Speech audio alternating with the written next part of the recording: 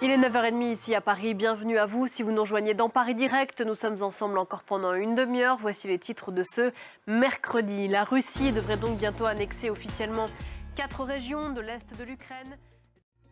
Voilà pour les titres à suivre dans la demi-heure qui vient. Sur le terrain, comme tous les jeudis, le rendez-vous de mercredi, le rendez-vous de Paris Direct avec tous les grands reporters de France 24. Aujourd'hui, Cyril Payen qui rentre de Birmanie. Il a suivi et enquêté sur ceux qui résistent toujours aux militaires. Une partie de l'Ukraine, l'équivalent de la surface du Portugal, devrait donc officiellement être annexée par la Russie dans les jours à venir. Par la Douma d'abord, puis par Vladimir Poutine. Les autorités des régions de l'Est, contrôlées par les milices séparatistes et par la Russie, ont donc revendiqué la victoire du oui au référendum de rattachement à Moscou. 87% pour le oui à Kherson, 93% à Zaporijjia, 99% même à Donetsk. Les alliés de l'Ukraine qualifient ces référendums de mascarade. Jules Boiteau. Et ce rattachement, cette annexion à venir, donne-t-il un cadre légal à Vladimir Poutine pour justifier une éventuelle escalade militaire dans l'Est de l'Ukraine? Écoutez la réponse de Gwendoline de Bono, l'envoyée spéciale de France 24 à Kharkiv. Dans ce contexte, il y a ces fuites spectaculaires qui interrogent beaucoup. Depuis le début de la semaine, les gazoducs Nord Stream fuient au large du Danemark en pleine mer, endommagés peu après 2 explosions sous-marines. Il s'agit probablement de sabotage, disent les Européens et disent les Russes. Des dizaines de milliers de litres de méthane, un gaz à puissant effet de serre, s'en échappe. Le récit de Maryse Burgot de France 2. Il faut rappeler que ces gazoducs Nord Stream relient la Russie à l'Allemagne.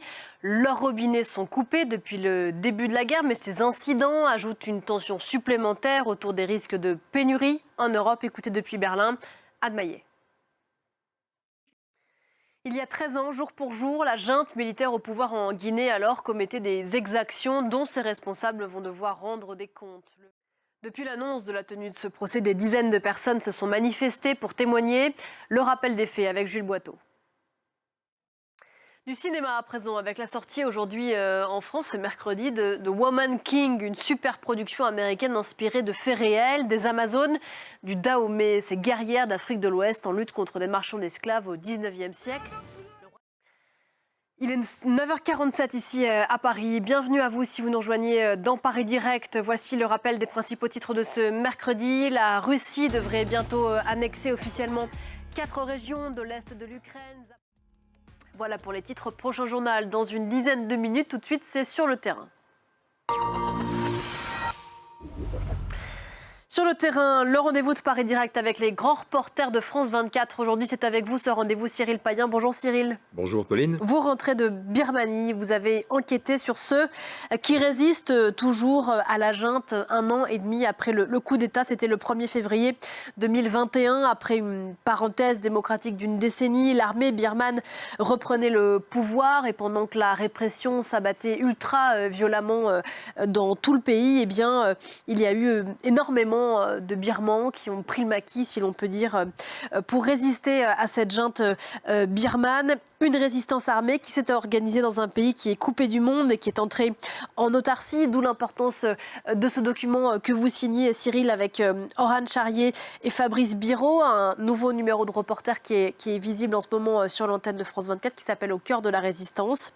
On va en parler dans un instant. Avant ça, on va regarder un extrait. Ce qu'on va voir, ce sont des étudiants, Cyril, qui ont quitté les villes où ils étudiaient jusqu'ici et qui ont rejoint la résistance birmane dans la jungle. Voilà Cyril, donc là on est au cœur de la jungle. J'imagine que ces étudiants qu'on vient de voir jusqu'ici n'avaient que peu d'entraînement militaire. Ils ont rejoint ce qu'on appelle l'armée nationale de résistance. C'est les forces de défense populaire, mais c'est à peu près l'idée, oui, c'est voilà, ça. Bon, c'était pas leur nom officiel. Comment est-ce que cette armée de l'ombre vous a ouvert ses portes ? Écoutez, d'abord, c'est un des enseignements de cette révolution larvée. Une résistance à toute épreuve, c'est comme ça que s'appelle ce nouveau numéro de reporter que vous signez, Cyril, avec Orhan Charrier et Fabrice Biro. Merci beaucoup d'être venu nous en parler ce matin. À retrouver bien sûr donc sur l'antenne de France 24 et sur le site internet de notre chaîne www.france24.fr pour la version en français. C'est la fin de ce Paris Direct. Moi, je vous retrouve demain avec Damien Coquet dès 7h heure de Paris. Tout de suite, le journal de 10h avec Elisabeth Alain. Très bonne journée.